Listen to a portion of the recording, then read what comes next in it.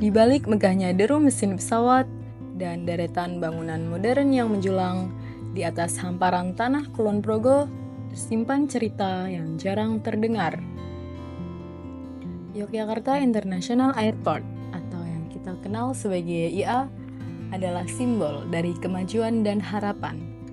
Sebuah proyek ambisius yang digadang-gadang membawa masa depan baru bagi kawasan Kulon Progo dan sekitarnya. Namun, setiap langkah pembangunan yang diambil menyisakan jejak pada kehidupan mereka yang tinggal di sekitar area aktif bandara. Di sini, antara batas landasan pacu dan pemukiman warga, kita bisa melihat potret kontras antara harapan akan kemajuan dan realita yang harus dihadapi masyarakat lokal. Proyek ini bukan sekedar soal bangunan dan infrastruktur.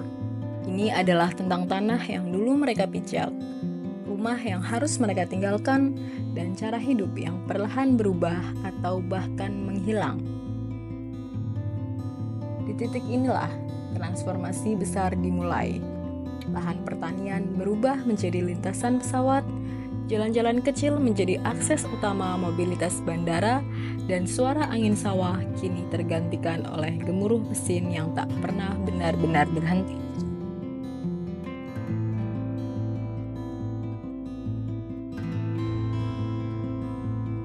Kita akan menyaksikan bagaimana ruang yang dulu menjadi tempat tumbuh dan hidup kini berubah fungsi. Bagaimana warga menyesuaikan langkah di tengah perubahan ritme kehidupan, dan bagaimana makna rumah perlahan bergeser. Inilah kisah nyata dari balik gemerlap proyek pembangunan. Inilah suara mereka yang tinggal tepat di ujung landasan.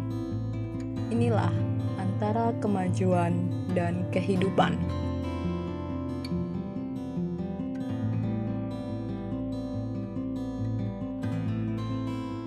Ratusan warga yang tergabung dalam kelompok Wahana Tritunggal atau WTT Selasa siang menggelar aksi protes terhadap rencana pemerintah yang akan membangun bandara baru pengganti Adi Sucipto di Kulon Progo, Yogyakarta.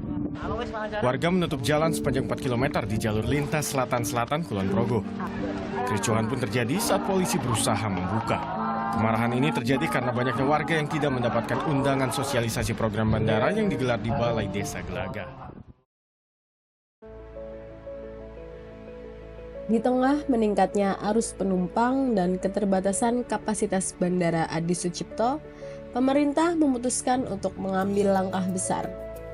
Sebuah bandara baru direncanakan lebih luas, lebih modern, dan bertaraf internasional. Pilihan lokasi jatuh di pesisir selatan Kulon Progo, wilayah yang saat itu dikenal sebagai kawasan pertanian dan pemukiman warga. Yogyakarta International Airport resmi dibangun dengan tujuan mengangkat perekonomian kawasan. Presiden Joko Widodo meresmikannya pada 28 Agustus 2020, didampingi para menteri dan gubernur DIY. Di atas kertas, semuanya tampak menjanjikan. Tapi bagi warga, rencana besar itu datang terlalu cepat dan terlalu senyap. Nah, kemudian runway tadi 3.050 meter, lebarnya langsung kita buat 60 meter, Mbak. Supaya bandara nanti bisa didaratin pesawat yang terbesar yang ada saat ini.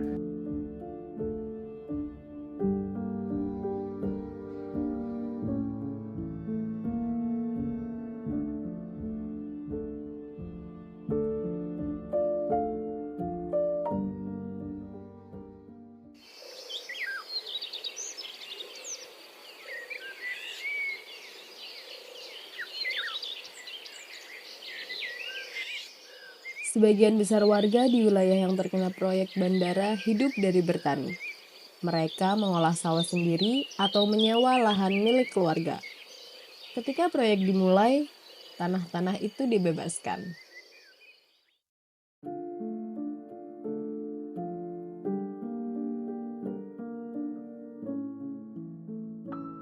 Ya nggak Gus Dur dulunya sini pertanian Mas, yang jelas. Kalau sini memang mayoritas pekerjaannya cuma petani loh Mas. Jadi mau tak mau lahannya cuma untuk bertani. Nah, janji-janjinya itu dulu nggak sesuai dengan janjinya. Sebelum waktu negosiasi itu kan dia kejanjikan gini, kompensasi gini, tapi nyatanya enggak. Tanah yang sudah digarap bertahun-tahun harus dilepas. Ada yang setuju, ada yang menolak. Tapi pada akhirnya, sebagian besar warga kehilangan lahan mereka. Bagi mereka, itu bukan hanya soal kehilangan pekerjaan, tapi kehilangan sumber penghidupan. Bagi yang terdampak, yang semua kena, misalnya tanah-tanahnya kena semua, itu yang benar-benar kehilangan mata pencarian.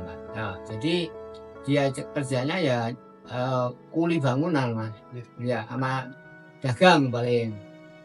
Kalau nggak mau itu ya pengangguran besar-besaran sini. Saya pikir nggak ganti rugi sih, ganti untung sebetulnya. Tapi karena itu mata pencarian kita pokok kan, jadi ya kayaknya agak kehilangan lah gitu. Sekarang mayoritas untuk warga Ngagah itu kebanyakan petani. Lahan pertaniannya berkurang. Jadi untuk pekerja, untuk petani itu lahannya sempit seperti itu. Yang dikhawatirkan saat ini itu Pertamina yang sudah setelah warga masyarakat Parang itu seperti Plumpang lah. Kemarin juga sudah saya sampaikan ke Pertamina, tapi jawabannya Pertamina itu karena lokasinya itu sudah di dalam. Jadi yang sini punya bandara. Nanti akan kami sampaikan, minta dinding beton lah, maksudnya apabila terjadi kok ada yang tidak kita inginkan jeblok ono sing nampani gitu. Setelah bandara mulai beroperasi, persoalan lain muncul, kebisingan. Suara pesawat bisa terdengar jelas, bahkan sampai ke rumah-rumah yang letaknya cukup jauh dari bandara. Bagi mereka yang sebelumnya hidup di lingkungan yang tenang, suara mesin pesawat jadi hal baru yang sulit dihindari. Kondisi ini berlangsung setiap hari. Beberapa warga mengaku sudah mulai terbiasa, tapi tidak sedikit juga yang mengeluh karena tidak ada penanganan langsung dari pihak berwenang. Berdasarkan hasil pemantauan, tingkat kebisingan maksimal tercatat mencapai 97,7 desibel, dengan rata-rata saat take off sebesar 93,5 desibel dan saat landing 92,8 desibel. Dan di sana itu kita mau ngomongin ini daerah mendekat betul, mau rapat, mau punya hajat, mau apa itu harus berhenti sejenak. Nah, pesawat 12 juga iso. Secara teknis, nilai ini masih berada dalam kategori aman menurut baku mutu kebisingan untuk kawasan bandar udara. Proyek pembangunan bandara memaksa banyak warga untuk meninggalkan rumah dan lingkungan yang telah mereka tinggali selama puluhan tahun. Sebagian besar direlokasi ke kawasan pemukiman baru yang disiapkan pemerintah.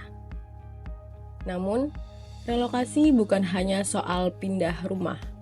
Ini juga soal kehilangan lingkungan sosial yang sudah mengakar, tetangga, sawah, tempat ibadah, bahkan kebiasaan sehari-hari. Untuk warga yang tergusur itu sudah menerima burukan siap bangun. Dulu itu untuk warga relokasi mintanya tetap direlokasi Ngagah, dan itu gubernur mengizinkan, dan kelurahan itu harus bisa mencari tanah pengganti. Tanah kelurahan itu, tanah kas desa itu memang tidak boleh dijual belikan, tapi dengan adanya bandara itu gubernur memerintahkan untuk tanah kas desa itu boleh untuk relokasi orang yang tergusur. Tapi masyarakat minta untuk bisa tetap tinggal di wilayah Ngagah. Nah, dari situ untuk kebijakan pemerintahan setempat itu tetap direlokasi di sini. Di tempat baru, mereka harus beradaptasi dari nol. Tidak semua rumah dilengkapi fasilitas yang memadai, dan banyak warga mengaku sulit mencari suasana yang sama seperti di kampung lama. Kompensasinya macam-macam, Mas. Nah, untuk kompensasi ganti ruginya itu memang ganti untung bukan ganti rugi. Tapi untuk kompensasi lain-lainnya misalnya ada kebisingan, ada kerusakan. Ya kalau ada pembangunan kan mesti pemadatan tanah itu tuh. Nah, itu merusak.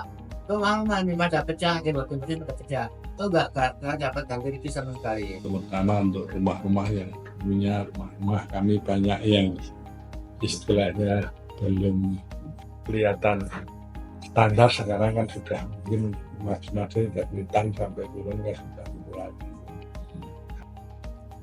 Sebelum bandara dibangun, sebagian besar warga menggantungkan hidup dari bertani atau usaha kecil yang berbasis lokal. Setelah lahan pertanian mereka hilang, pilihan pekerjaan menjadi terbatas.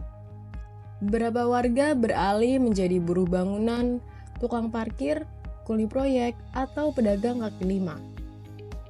Sebagian mencoba membuka usaha kecil seperti laundry atau warung, namun tidak semuanya bertahan.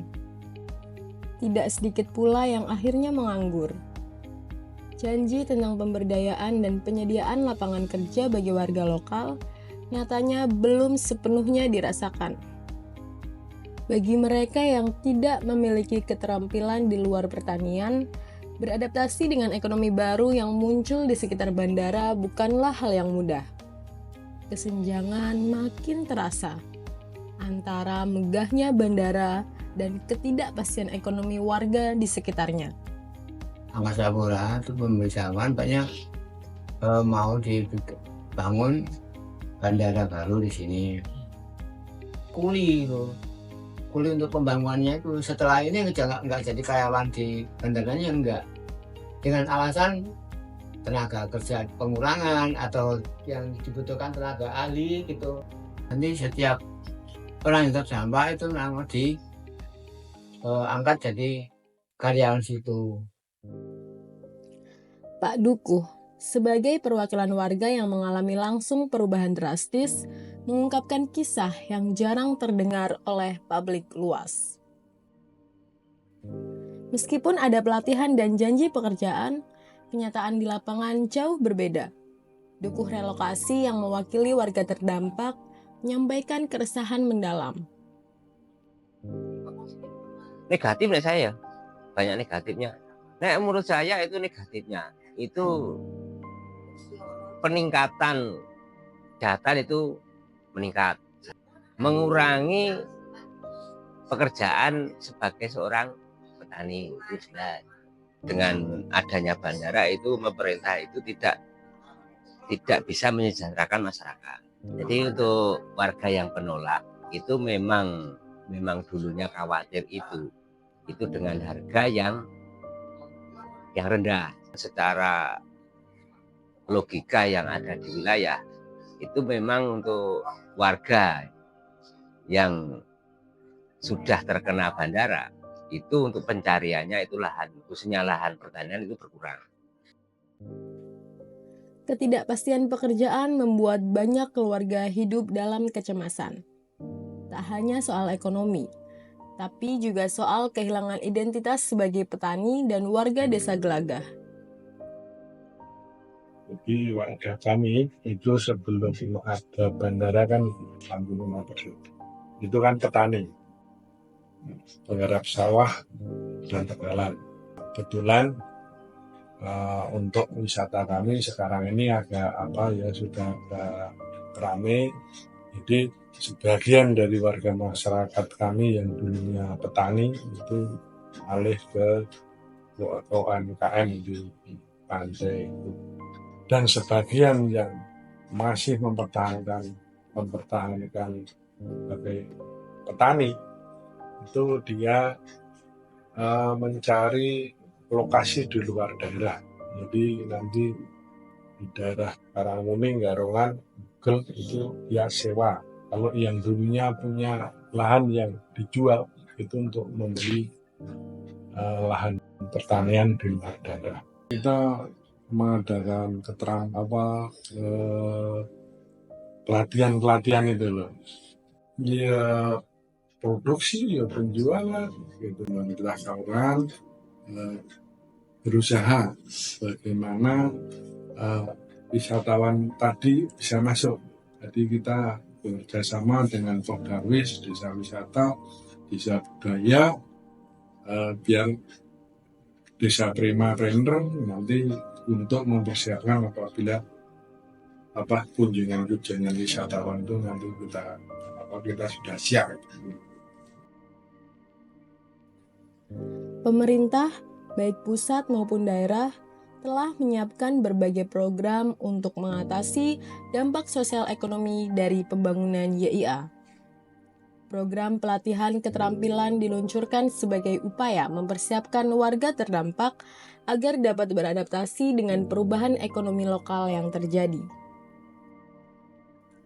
Skema kompensasi ganti rugi lahan juga telah ditetapkan berdasarkan harga pasar yang berlaku pada saat proses pembebasan lahan dilakukan.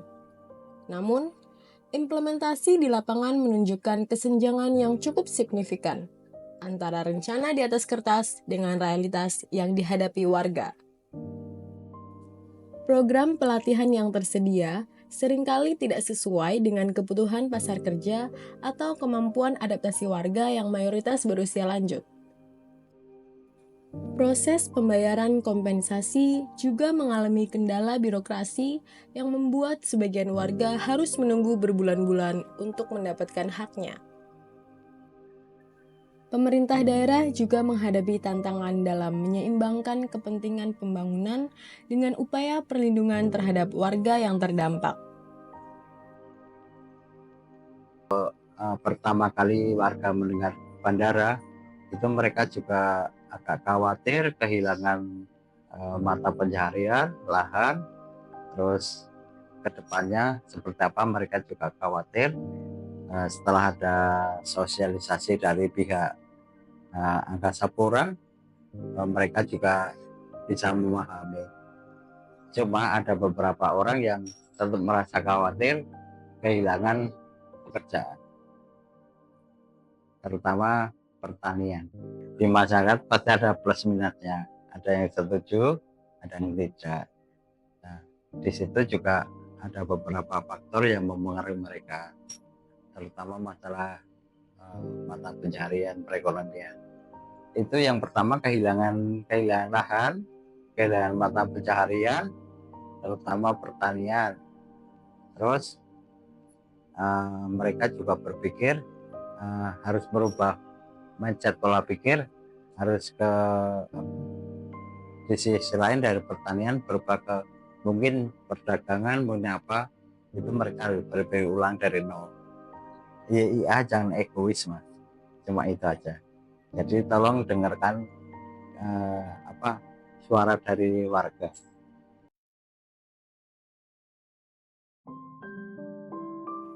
Di satu sisi, YIA menjadi kebanggaan dan motor penggerak ekonomi daerah. Di sisi lain, keluhan dan aspirasi warga terdampak membutuhkan perhatian dan penanganan yang lebih serius dan berkelanjutan. Tak semua warga tenggelam dalam kekecewaan. Di antara suara-suara yang getir, ada pula mereka yang perlahan belajar menerima, belajar berdamai dengan perubahan.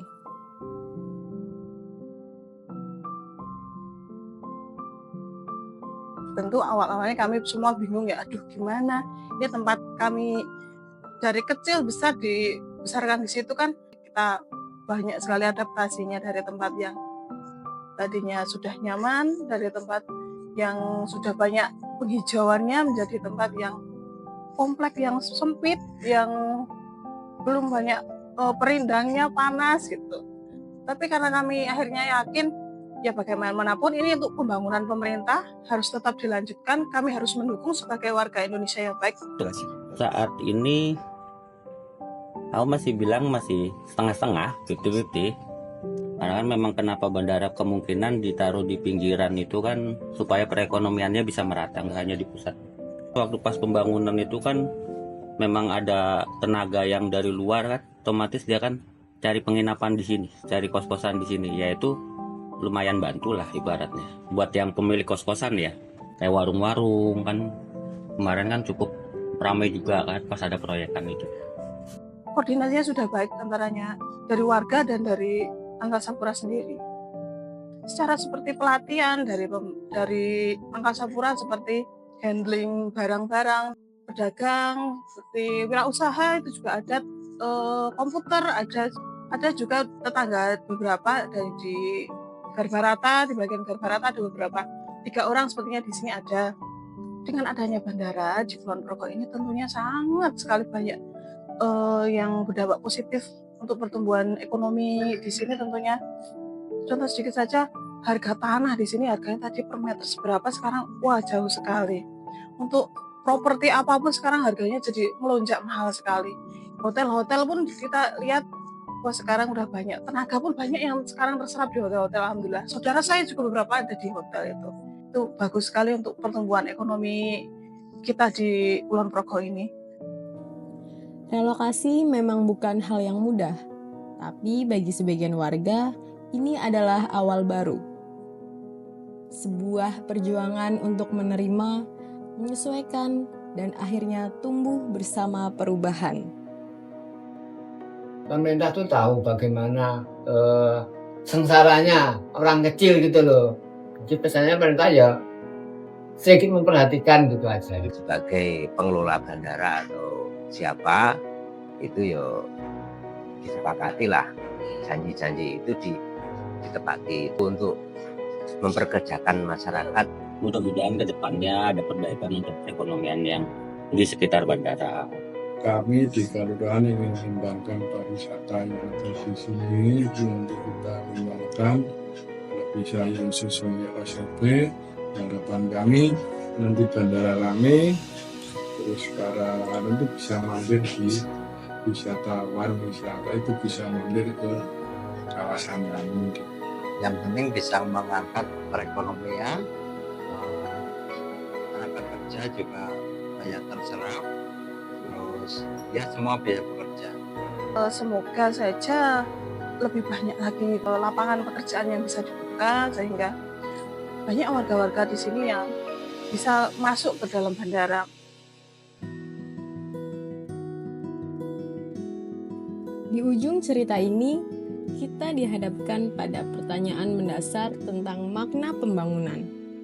Yogyakarta International Airport memang telah berhasil meningkatkan konektivitas dan membuka peluang ekonomi baru. Namun, kisah di baliknya mengingatkan kita bahwa setiap kemajuan memiliki harga yang seringkali dibayar oleh mereka yang paling rentan. Pembangunan yang sejati bukanlah tentang megahnya infrastruktur yang terbangun, melainkan tentang bagaimana proses itu dilakukan dengan mempertimbangkan keadilan dan keberlanjutan bagi semua pihak. Para perencana pembangunan masa depan dapat belajar dari pengalaman di YIA bahwa konsultasi publik yang bermakna, kompensasi yang adil, dan program pemberdayaan yang berkelanjutan adalah elemen yang tidak boleh diabaikan. Kemajuan memang penting dan tidak bisa dihindari dalam era modern ini. Namun, kemajuan yang benar adalah yang tidak meninggalkan siapapun dalam ketidakpastian dan penderitaan. Di tengah gemuruh pesawat yang hilir mudik, masih tersisa harapan bahwa pembangunan ke depan dapat dilakukan dengan cara yang lebih manusiawi dan berkeadilan. Karena sesungguhnya, infrastruktur terbaik adalah yang dibangun di atas fondasi keadilan sosial dan keberlanjutan lingkungan.